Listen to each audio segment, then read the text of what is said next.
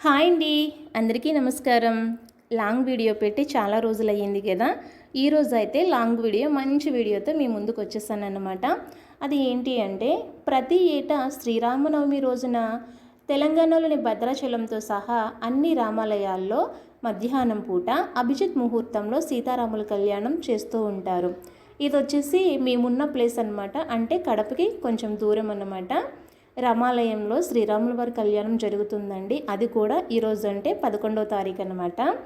అయితే ఆంధ్రప్రదేశ్లోని ఒంటిమిట్ట కోదండరామస్వామి ఆలయంలో మాత్రం శ్రీరామనవమి పర్వదినాన కాకుండా 4-5 రోజులు తిథుల ప్రకారం అన్నమాట ఆలస్యంగా చతుర్దశి పౌర్ణమి రోజున కళ్యాణం నిర్వహిస్తారన్నమాట.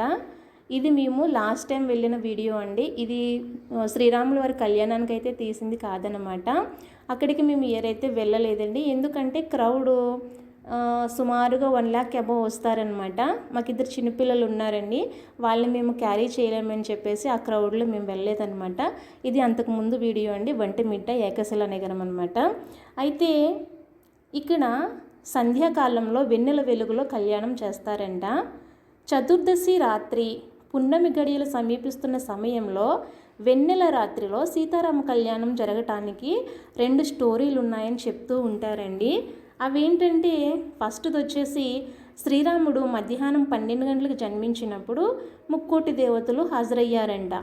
సూర్యాస్త సమయం తర్వాతే కదండి చంద్రుడు వచ్చేది, కానీ సూర్యుడు అస్తమించకుండా ఉండిపోవడంతో చంద్రుడు శ్రీరాముని చూడటానికి రాలేకపోయానని చంద్రుడు ముభావంగా ఉండటం గమనించిన శ్రీరాముడు, నేను రామచంద్రుడు అని నీ పేరే పెట్టుకుంటానని చెప్పాడంట.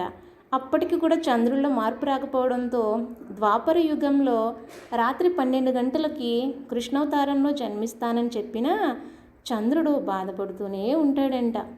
నీకోసం ఒంటిమిట్టలో వెన్నెల రాత్రిలో నా కళ్యాణం జరిపించుకుంటానని చెప్పిన తర్వాత చంద్రుడు సంతోషించాడని ఒక కథ ఉందంట. ఇంకా రెండో కథ విషయానికి వస్తే, పాల సముద్రాన్ని చిలుకుతున్నప్పుడు చంద్రుడు లక్ష్మీదేవి జన్మించారని పురాణాలు చెప్తున్నాయి. కలిసి జన్మించారు కాబట్టి చంద్రుడిని చందమామ అని పిలుస్తామంట. మరో విధంగా చూస్తే రాముల వారిది సూర్యవంశం, సీతమ్మ తల్లిది చంద్రవంశం.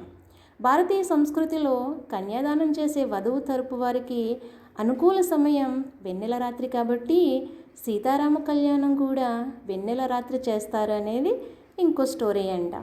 స్టోరీ ఏదైనా కానీ ఆ వెన్నెల వెలుగులో ఆ సీతారాముల కళ్యాణం చూడటం అంటే చాలా మనకి అదృష్టం ఉండాలి కదండి.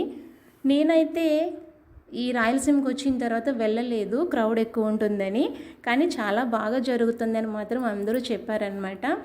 మా పిల్లలు పెద్దవాళ్ళు అయితే మాత్రం ఖచ్చితంగా వాళ్ళని తీసుకొని నేను కళ్యాణానికి వెళ్తానన్నమాట. ఇది లాస్ట్ టైం మేము వెళ్ళింది. మా కోనసీమ వాళ్ళు కూడా చూస్తారని తీస్తానన్నమాట. మీకు నచ్చితే కనుక తప్పకుండా